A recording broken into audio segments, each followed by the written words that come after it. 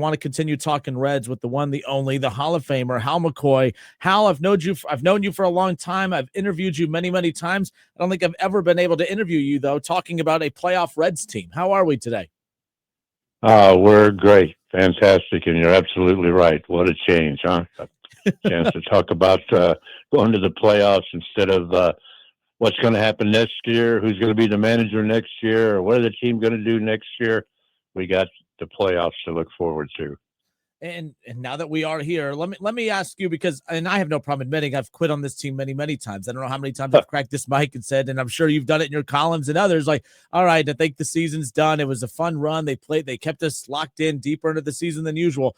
But at what point in the last month, Hal, did you start, or did you start buying in, like, oh, this team actually can do this? Or really was it taking you into the middle of yesterday afternoon before you started to believe it? Well, first of all, way back before the season started, in my preseason column, I predicted that they would win 83 games or 84 games. 83. They won 84. So I was close there. But during the course of the season, I wrote them off at least four times. Probably, I know I did after they lost four straight to the A's in Sacramento. And then they finished the series with St. Louis. They were 74-75, and I wrote them off again. I said they're done. But then they went on this streak, and I didn't believe them. I didn't believe them going to Milwaukee. They were playing well. They beat the Cubs four straight, but I still wasn't convinced. I knew how they played in Milwaukee and what Milwaukee had done to them.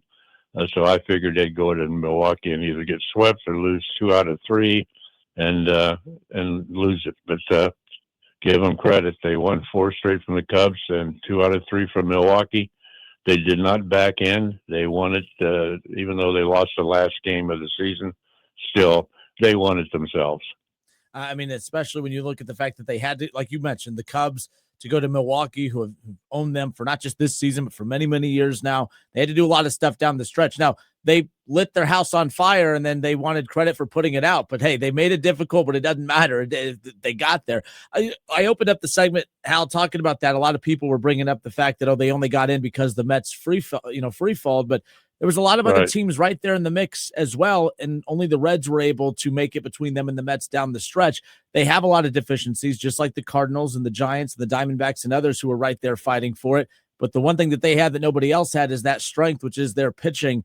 They have that heading into this series with the Dodgers, and I know that the Dodgers are the heavy favorite. We've spent a lot of time talking about that today, but do the Reds have enough to pull off an upset? Do they have enough pieces, do you think, that they could stun the baseball world and knock out the Dodgers in the wild card round? Absolutely. There is no real powerhouse in baseball. Nobody won 100 games this year. Everything is up in the air. Now you have a short series. The Reds have Hunter Green, Andrew Abbott, and Nick Lodolo waiting. That's three pretty strong pitchers to throw out there against the Dodgers. So I'm on record as saying they're going to win. I think they're going to beat the Dodgers. You look at the history and the success that Terry Francona has had in the postseason. I mean, he wins literally everywhere he goes. The one thing I always think about when a team makes the playoffs for the first time in a while is the fear of a manager without a lot of success over managing. The Reds don't have that. They have an experienced captain leading the way, obviously, in Terry Francona. What kind of edge does that give the Reds, a team that's new to the playoff picture right now, but not so new when it comes to the guy that's leading them there? How much of an edge does he give them going up against an experienced team like the Dodgers?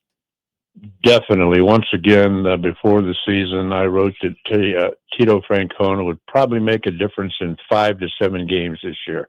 And I think he did, probably more than that. He's a calming, steadying influence. He lets them have fun. He's got a great personality. They all love him. And he's a great strategist, a great manager. But most of all, it is how he handles his players. And he would be the very calming influence. His mantra is one game at a time, this game and this game only. And that's what he'll emphasize going into Tuesday's game. Let's win this game. Wednesday and Thursday will take care of themselves. And the team has bought into this, and that's why I like them to do well in the playoffs. I don't think any team in baseball wants to play the Reds right now. No, not with that pitching. No doubt. How Right. you know it's funny. We hear how regionalized baseball could be at times, and I've seen a lot of complaining on social media that when the Reds, man, they made the playoffs. Where can I go get my tickets? A lot of people are realizing for the first time exactly what the format is. The Reds don't get a home playoff game in the first round. For them to get a home playoff game, we would have to see them beat the Dodgers in this wild card round, of course. What's your thoughts on the format? I know they've tinkered with this. I mean, it used to play you play 162 games for a one-game wild card, which was just wild to me. What do you think of Right. the format now, where all three games, if it does go to three, all the games will be played in Los Angeles for the wild card round? Yeah, I have no problem with that because uh, the Reds had to win the third wild card spot, and the Dodgers up there at the top. I have no problem. I think that the reward is getting in. They shouldn't be rewarded with a home game in a 3-game series by winning the third wild card spot, while the Dodgers had a much better record. So. I have no problem with that. If it was a 5-game series, then that would be something different. But 3-game series, I have no problem with that. Hall of Famer Hal McCoy with us here, the Justin Kinner Show, presented by Frickers. Frickers, your home for fun, food, sports, and spirits. Reds Dodgers game 1 coming up tomorrow night. We'll have it for you right here on 1410 ESPN Radio. 9:08 the first pitch. We'll have that for you right here.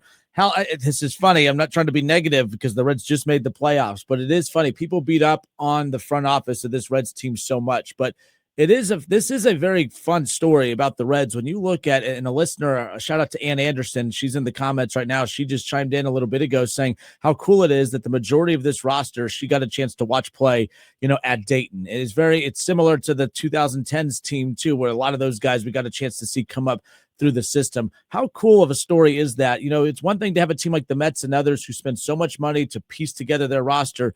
Then you look at the Reds, who frustratingly at times, they don't like to add a lot of outside pieces, but they've pieced together and built a playoff roster now. You could officially say that. How cool of a story is the Reds? When you look up and down this roster, these are Reds guys that they've traded for, that they've developed, brought up through the system, and we've even had a chance to see the majority of these guys play in Dayton. Yeah, it's very cool that they've got a nice blend. They have the young players that they brought up through the system, but they also at the trade deadline, they added Brady Singer and they added Andujar, so they have added some pieces to help them get where they are. But the majority of the players are homegrown, done with $119 million payroll, as opposed to the Cubs at $340 million. That's a cool story. It really is.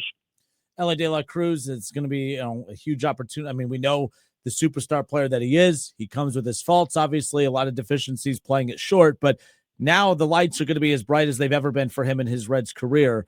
How big of a series is this for Elly De La Cruz, and how much of an impact will this series have on the direction the Reds go with deciding whether to keep him at short or change positions? Do you think this series could potentially impact how they view him moving forward as far as what position he plays?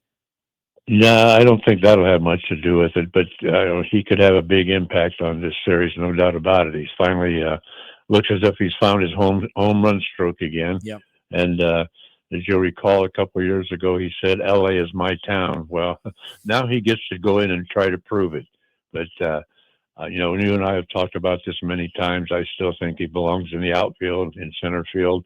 26 errors, leads the major leagues at shortstop, makes spectacular plays, botches the routine plays, and I just think he'd be a lot of better in center field, chasing down balls in the gaps, and has the strong arm which he overuses at shortstop, and makes bad throws, hesitates as if he wants to show off that arm, and then tries to gun it over there, and too often throws wildly. But the Reds don't listen to us, but I think he belongs in the outfield, and I don't know. They've got a great young shortstop, but he was at Double-A last year. That Edwin Arroyo, that's probably ready. But it'll be interesting to see what they do with him. Last thing on the way out, Hal, whether it's a Matt McClain, a Sal Stewart, obviously the list goes on and on with these young guys. This is a young roster still. That's a lot of these guys are playing on the biggest stage they've ever played in, which obviously Elly's most important when it comes to with the bat being in his hand. Who's the second most important player that you think has to have a big, not just game, but series in a shortened series against the Dodgers? Well, a couple of players, probably. I would say Spencer Spencer Steer. They need him to do some hitting, and I would like to see Key Brian Hayes come out of his funk. Bang lower in the order right now.